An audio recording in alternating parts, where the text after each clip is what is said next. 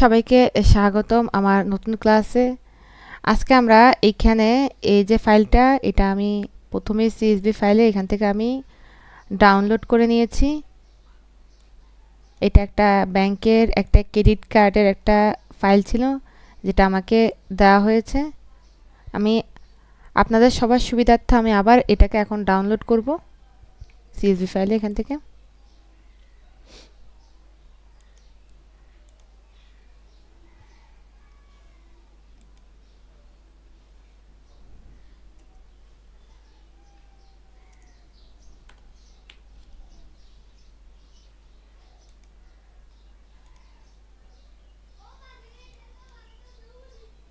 আবার ডাউনলোড করলাম।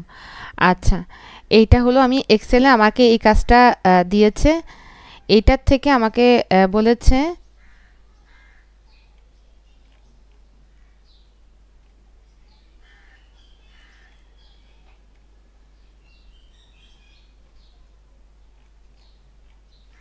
এটা একটা চেস বিজনেস চেকিংয়ের একটা স্টেটমেন্ট আমাকে দিয়েছে। এটা ক্রেডিট কার্ডের একটা অংশ আমাকে দিয়েছে, যেটা সবগুলো ক্যাটাগরি করে আমাকে দিয়েছে, যে কোন হিসাবটা কোন ইয়েতে যাবে সেই ক্যাটাগরিটাও কিন্তু আমার এখানে দিয়ে দিয়েছে।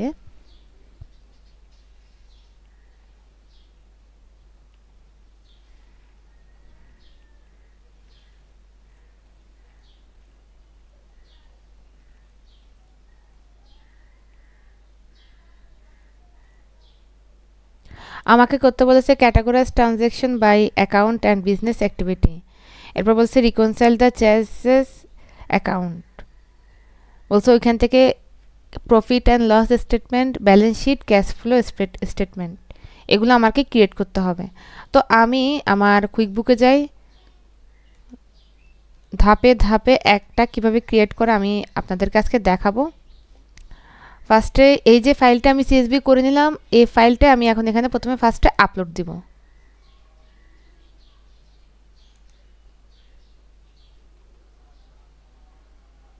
যদি ব্যাঙ্ক অ্যাকাউন্টটা লিঙ্ক থাকে তাহলে কিন্তু কাজটা আরও সহজ হবে। যেহেতু আমার ব্যাঙ্ক অ্যাকাউন্টটা আমার এখানে লিঙ্ক দেয়নি, আমাকে ফাইল দিয়ে দিয়েছে যেটা আমি সিএসভি ফাইলে কনভার্টেড করেছি। ওই সিএসভি ফাইলটা এখন আমি এখানে ওপেন করব।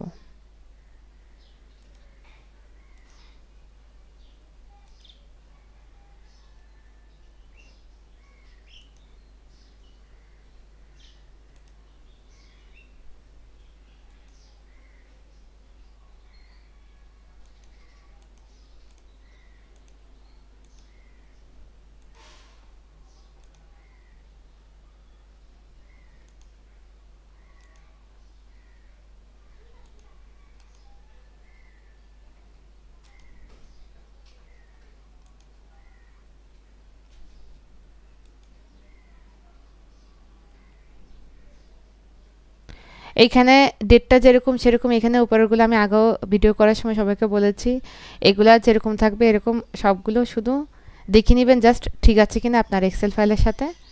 কন্টিনিউ। এখানে ডেটটাই সবচেয়ে বেশি প্রবলেম হয়, এই যে এই কলামে।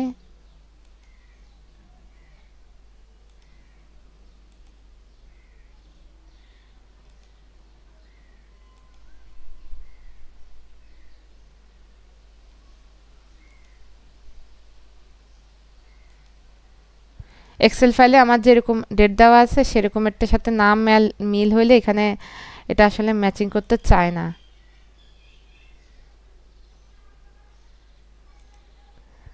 আচ্ছা, আমার এক্সেল ফাইলে তো ইয়ার মান্থ ডেট দেওয়া আছে, তাও তো এখানে প্রবলেম করতেছে। আচ্ছা, এইবারে আসছে। যাই হোক, আমি এবার দেখি আমার এই যে ট্রানজ্যাকশনগুলো একটা একটা ঠিক আছে কিনা এক্সেল ফাইলের সাথে প্রত্যেকটা মিলাই দেখব। ওখানে যে কয়টা ট্রানজ্যাকশন এখানে এই কয়টা আসছে কিনা আমি একবার দেখি।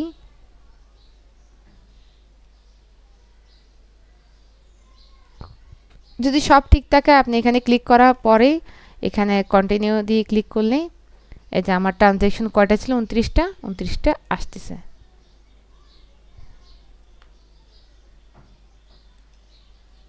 জাস্ট ডান করে দিলেই সেট।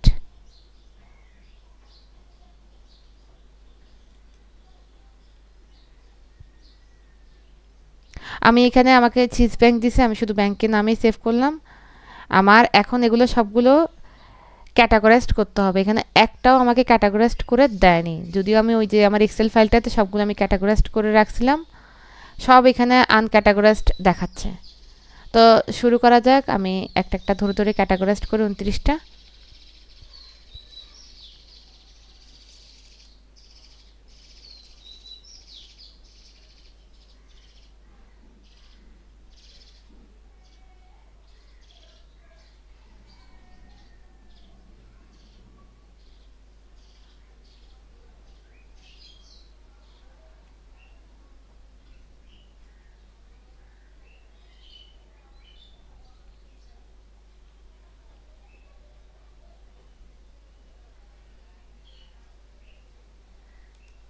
প্রথমটা হচ্ছে মান্থলি ক্রেডিট কার্ড, এটা হচ্ছে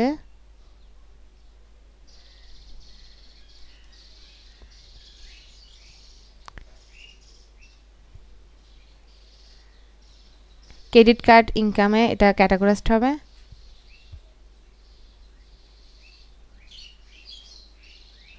এখানে তো ক্রেডিট কার্ড নাই আমি দেখতেছি, তাহলে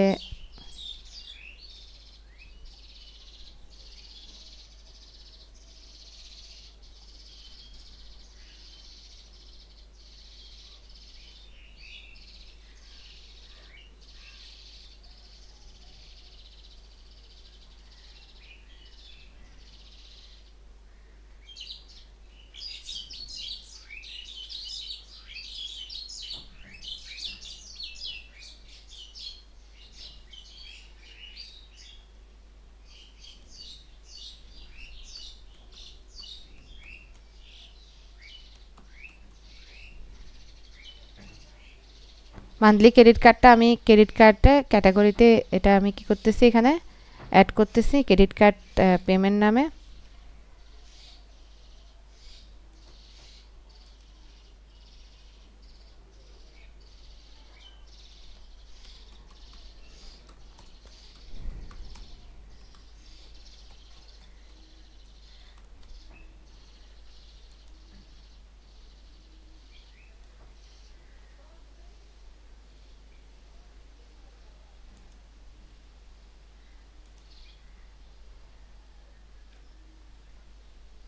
ক্রেডিট কার্ড পেমেন্ট নামে এটা এতটুকু।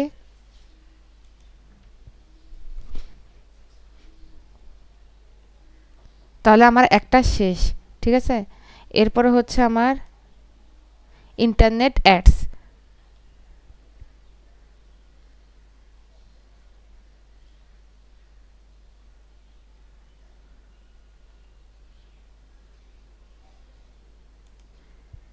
ইন্টারনেট এক্সপেন্স এটা হচ্ছে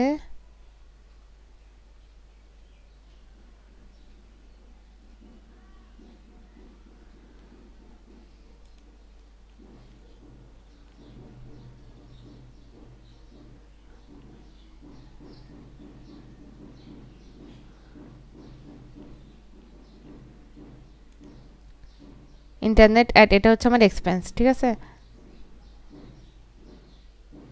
আচ্ছা এখানে আমার ট্যাক্স, যেহেতু আমি আমার ট্যাক্স দেওয়া ছিল,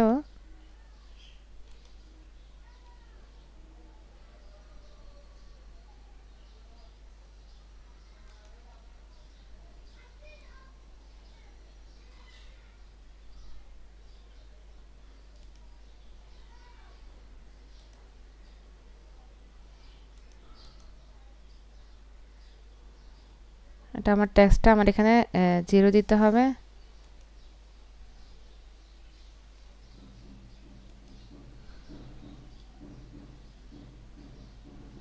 আমার একটা ক্যাটাগরি হইল। এরপর হচ্ছে ইন্টারনেট অ্যাডস, এটা হচ্ছে আমার এক্সপেন্স।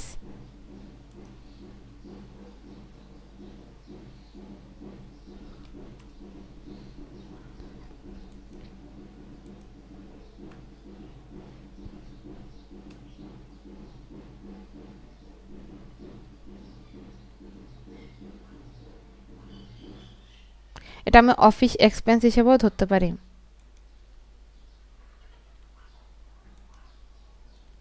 সেলস ট্যাক্সটা এখান থেকে আমি 0, যেহেতু এখানে কোনো ট্যাক্স আমাকে দেয়নি।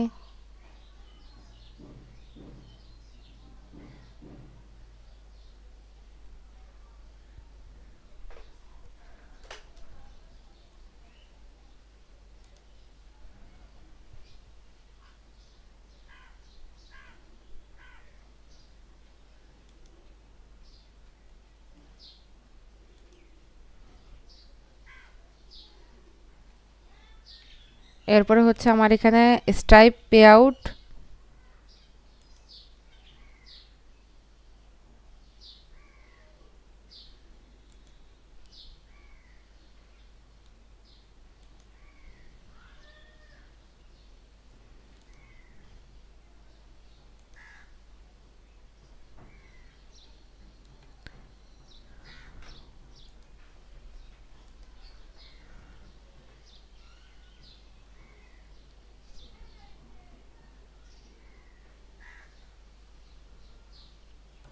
স্টেপ পে আউট এটা হচ্ছে আমার ইনকাম, যেহেতু এটা আমার ইনকাম হয়েছে এটা ডিপোজিট হিসেবে আমি রাখতে পারি, সেলস ইনকাম।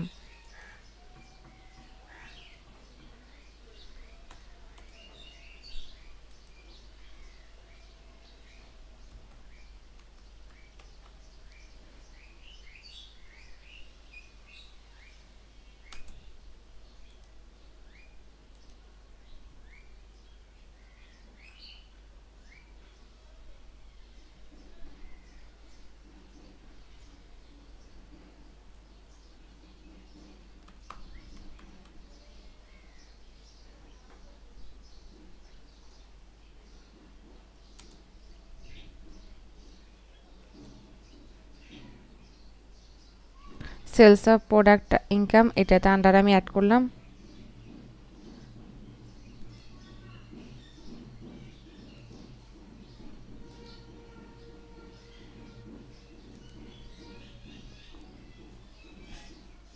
এটা ক্যাটাগরাইজড করলাম। এরপরে হচ্ছে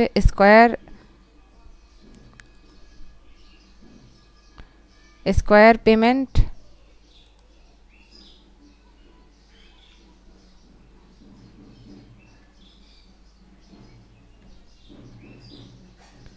এটাও আমার সেলস ইনকাম।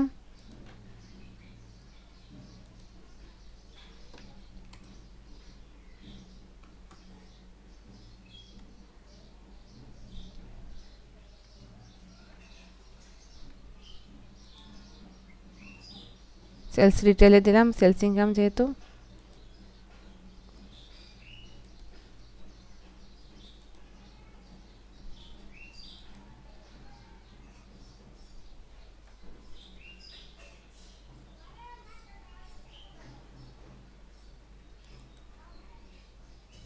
এরপর একটা হচ্ছে মান্থলি লোন রিপে,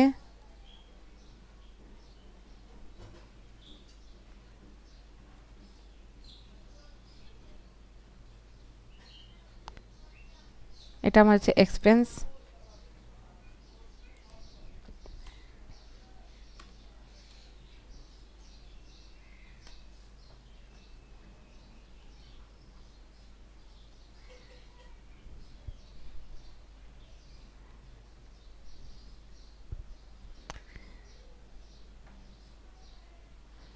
যেহেতু এটা মান্থলি লোন রিপে, প্রতি মাসের যে লোন সেটার উপরে, তার জন্য এটা লোন এক্সপেন্স হিসেবে এখানে তো নাই লোন এক্সপেন্স।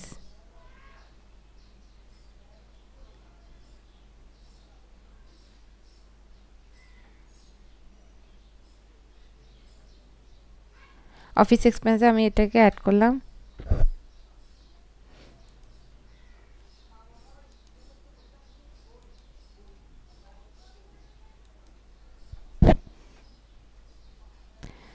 এরপরে হচ্ছে আমার ইনভেন্টরি স্টোরেজ, এটাও হচ্ছে আমার এক্সপেন্স। এটা হচ্ছে রেন্ট এক্সপেন্সের আন্ডারে হবে।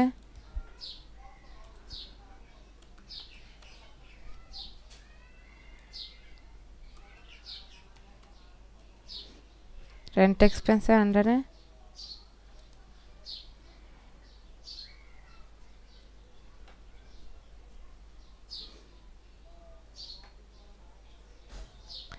এটা হচ্ছে 0% জিরো সেলস সেট দিলাম, অ্যাড।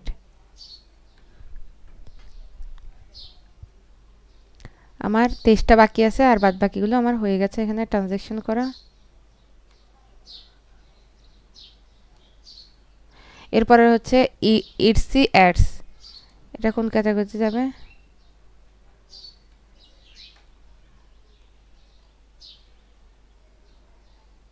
এটাও এক্সপেন্সের আন্ডারে যাবে।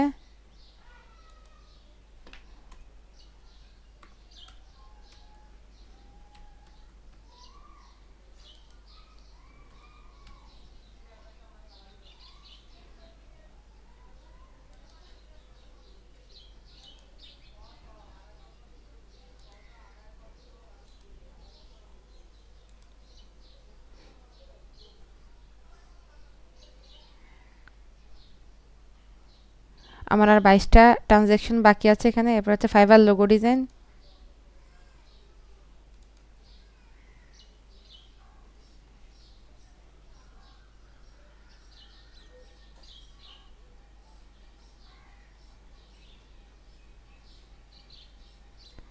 এটাও এক্সপেন্সের আন্ডারে যাবে।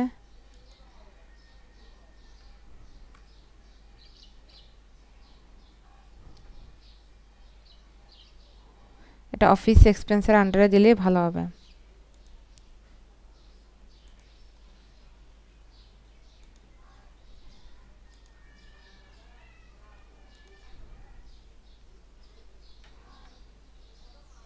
এরপর হচ্ছে ব্যাংক ফি।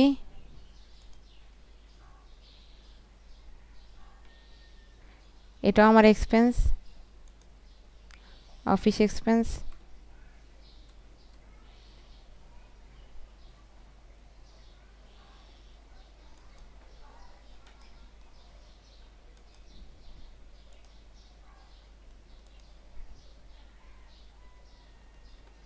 আমার আর 20টা ট্রানজ্যাকশন আছে। এরপর হচ্ছে ফোন বিল। এটাও আমার এক্সপেন্স।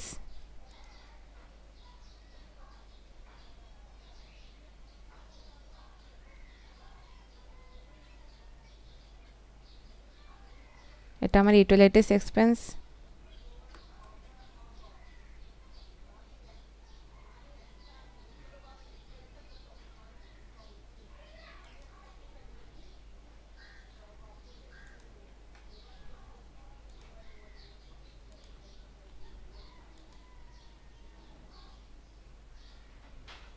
এরপর আমার এখানে হচ্ছে ফিনান্সার ভাইয়া পেমেন্ট।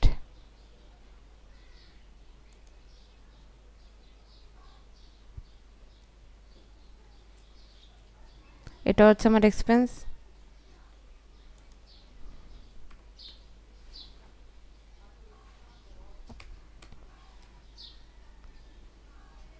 এটা অফিস এক্সপেন্স।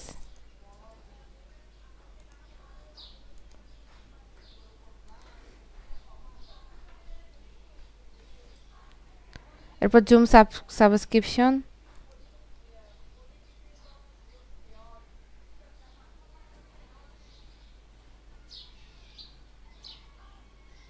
এটা হচ্ছে আমার এক্সপেন্স।